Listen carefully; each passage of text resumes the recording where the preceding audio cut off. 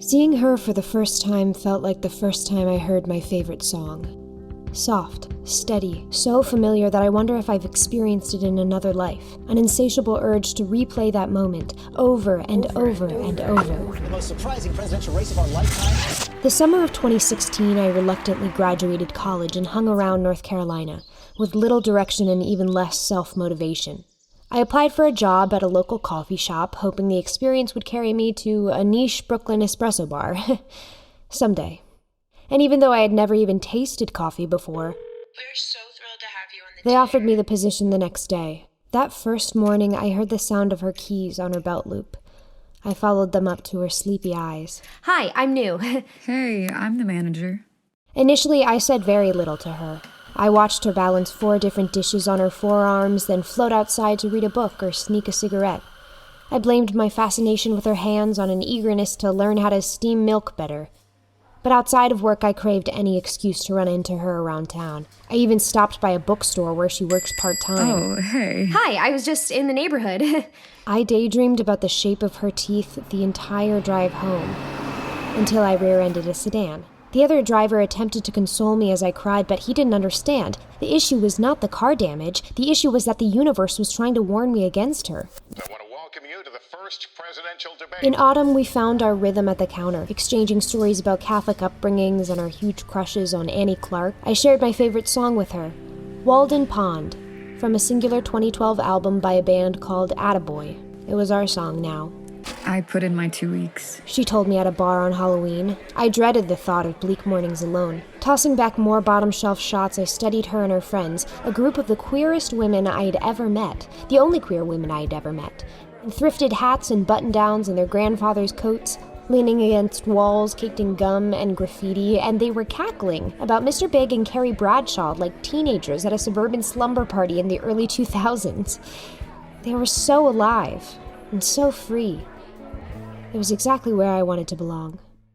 President of the United States. On her last day of work, the whole town was heavy. Hey, we should get a drink next week. Yeah, we should. That'd be cool. When I arrived at the bar, she was alone on the back patio. Soon, we were alone together, for the first time. I breathed in a half-second lull in conversation. I knew what came next.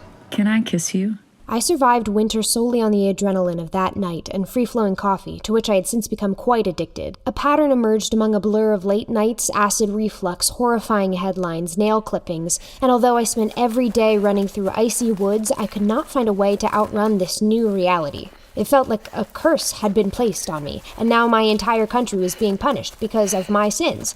How is everything I thought about myself, about what my life, what this world would look like? How is it so wrong? Suddenly, a fallen pine tree blocked my path. It was so big, so lost, so dead. I looked at it for a very long time. When I got home, I booked a one-way ticket to New York City, with no idea where I would be living or what I would be doing, but it would be new. Descending on Washington, D.C. for what's expected to be a massive women's march. While the country held its breath for what came next, we said our goodbyes in the kitchen. Her parting gift to me was a mix CD. For whatever you're running from. And within 1 month in New York City, I fell in love with the first woman I met, a charming 24-year-old from New Jersey with tortoiseshell glasses and an astronaut tattoo. I noticed your favorite artist is Attaboy, she said in our very first conversation. I'd like an outdoor fall wedding, but I'm open to negotiation if you'd prefer spring. 4 years later. That's all. I think we've finally outgrown the naivety. I have come out countless times, and made coffee, and protested, and cried, and voted, and made playlists, and watched all my friends come out, and wasted money, and screwed up, and fallen out of love, and got a new job, and bought plants, and sung karaoke, and I kept running. Only now I run along busy streets, where people can see me and I can smile at them, and we can join the millions of lost feet before us. Perhaps it was never about whatever I was running from. It was about that group of women outside the bar on Halloween, their freedom and their joy, about everything we had to complain about and fight over and be afraid of, and the hope we held on to despite it all, about who we are, what we want, and the possibility of what we can become together, about us, and what we're running toward.